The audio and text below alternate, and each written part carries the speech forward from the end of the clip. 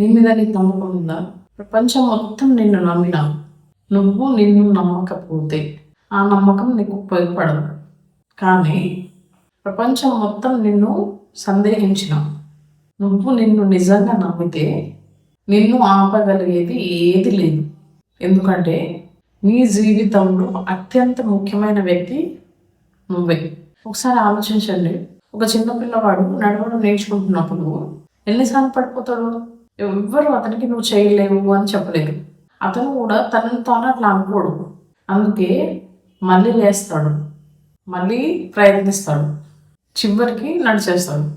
అదే పిల్లవాడు పెద్ద అయ్యాక ఒకసారి ఎగ్జామ్లో ఫెయిల్ అయిపోతే, లేకపోతే ఒకరు విమర్శిస్తే, లేకపోతే ఒకరు చూసి నవ్వితే నేను చేయలేను అని తనకు తానే జడ్జిమెంట్ ఇచ్చుకుంటాడు. ఇక్కడ మారింది పరిస్థితి కాదు, తన మీద తనకున్న నమ్మకం. బిలీవ్ ఇన్ యువర్ సెల్ఫ్ అంటే ఏంటి? నేను ఎప్పుడు గెలుస్తాను అని అనుకోవడం కాదు, నేను ఎప్పుడు తప్పు చేయను అని అనుకోవడం కూడా కాదు. బిలీవ్ ఇన్ యువర్ సెల్ఫ్ అంటే నేను పడిపోవచ్చు, నేను తప్పులు చేయొచ్చు, ఏదైనా చేయడానికి నాకు కొంత టైం పట్టొచ్చు, కానీ నేను నేర్చుకుంటాను, మళ్ళీ లేస్తాను, మళ్ళీ ప్రయత్నిస్తాను అనే నమ్మకం.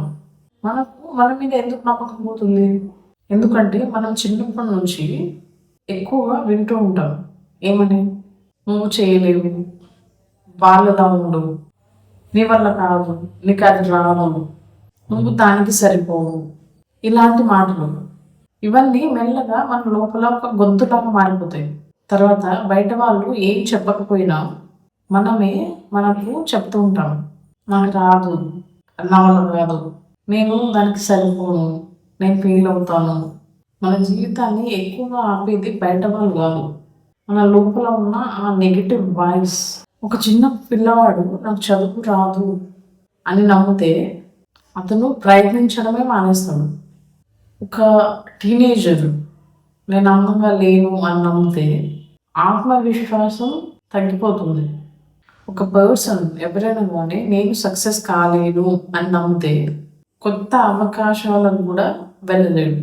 ఒక తల్లి నేను మంచి అమ్మను కాను అని నమ్మితే కనుక చాలా గిల్ట్తో జీవిస్తుంటుంది. ఒక తండ్రి నేను నా కుటుంబాన్ని నిలబెట్టుకోలేను అని నమ్మితే తీసుకునే ప్రతి నిర్ణయంలో భయపడతాడు. ఒక వయసు పెరిగిన వ్యక్తి ఇంకా నా వల్ల కాదు అని నమ్మడం స్టార్ట్ చేస్తే జీవితం ఇంకా ఇవ్వగల అవకాశాలను కూడా కోల్పోతాడు. ఇక్కడ సమస్య వయసు కాదు, సమస్య మనం మన గురించి నమ్ముకున్న కథ. నీ మీద నీకు నమ్మకం ఎలా పెరుగుతుంది? ఫస్ట్ నీకు నువ్వు ఇచ్చే మాట నిలబెట్టుకో, అది చిన్నదైనా సరే. ఒక 10 నిమిషాలు చదువుతాను రోజుకి అని అనుకుంటే 10 నిమిషాలు చదువు. ఒక 30 minutes వాకింగ్ చేస్తాను అని అనుకుంటే వాకింగ్ చేయి. ఎందుకంటే నువ్వు నీ మాట నిలబెట్టుకున్న ప్రతిసారి నీ మెదడుకి ఒక మెసేజ్ వెళ్తుంది, ఈ వ్యక్తిని నమ్మవచ్చు అని. ఆ వ్యక్తి నువ్వే. సెకండ్ వన్, ఏదైనా తప్పులు మన వల్ల జరిగినప్పుడు అవిని శత్రువులాగా చూడద్దు. ప్రతి తప్పు ఇలా చేయకూడదు అని నేర్పించే ఒక టీచర్. ఫెయిల్యూర్ నీ వాల్యూని నిర్ణయించదు, నీ ప్రయత్నాన్ని మెరుగుపరుస్తుంది.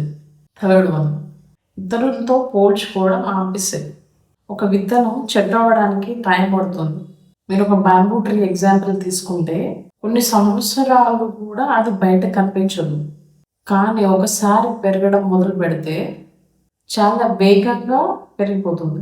అలాగే ప్రతి మనిషి ప్రయాణం వేరు. ఫోర్త్ వన్, నీతో నువ్వు మాట్లాడే విధానాన్ని మార్చాలి. ప్రతిరోజు నేను పనికిరాను, నా వల్ల కాదు అని మాట్లాడితే నీ మనసు అదే నమ్మేస్తుంది. దానికి బదులుగా నేను ఇంకా నేర్చుకుంటున్నాను, ఇంకా మెరుగుపడుతున్నాను అని చెప్పు. అది అబద్ధం చెప్పుకోవడం కాదు, అది నీ వేని మార్చుకోవడం. ఒక విషయం ఎప్పుడూ గుర్తుంచుకోవాలి, కాన్ఫిడెన్స్. ఏది చేయకన్నా ముందు కాన్ఫిడెన్స్ రాదు, చేసిన తర్వాత వస్తుంది. చాలామంది నాకు కాన్ఫిడెన్స్ వచ్చిన తర్వాత మొదలు పెడతాను అంటారు, కానీ నిజమేంటి? మొదలు పెట్టిన తర్వాతనే కాన్ఫిడెన్స్ వస్తుంది.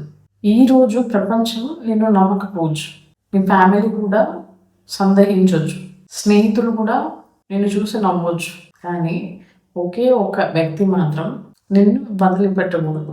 ఆ వ్యక్తి నువ్వే. ఎందుకంటే నువ్వు నిన్ను వదిలేసిన రోజు ప్రపంచం నిన్ను కాపాడలేదు. కానీ నువ్వు నమ్మిన రోజు ప్రపంచం అడ్డుగా నిలిచిన నువ్వు ముందుకు వెళ్ళే దారి కనుక్కోగలవు. ఈ రోజు నుంచి ప్రపంచం నిన్ను నమ్ముతుందా లేదా అని ఆలోచించడం ఆపేసింది. ఒకటే ఒక క్వశ్చన్ అడుగు, నాకు నా మీద నమ్మకం ఉందా? ఆ ప్రశ్నకు అవును అని నిజాయితీగా చెప్పగలిగిన రోజు నీ జీవితంలో సగం యుద్ధం ఆ రోజు గెలిచినట్టే. ఎందుకంటే నీ జీవితాన్ని మార్చేది అదృష్టం కాదు, అవకాశాలు కాదు, ఇతరుల ప్రశంసలు కాదు, నీ మీద నీకున్న నమ్మకం. Believe in your self. ఎందుకంటే నీ జీవితంలో గొప్ప పెట్టుబడి నువ్వే.